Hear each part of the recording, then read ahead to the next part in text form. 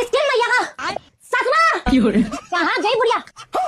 अच्छा यहाँ बैठी है सिंहासन पर। क्यों भाई बुढ़िया? क्या बोला था? मेरा बेटा हीरा हीरा। ये आ गया। ये हीरा नहीं है, ये हीरा नहीं, ये जीरा वाली भुनेगा। मजाक कर रही मम्मी, हंसमुख बहुत है ना। क्या बात है? मेरी माँ गौ करते जिंदा नाली मेरे गले में डाल दी तुमने। सारी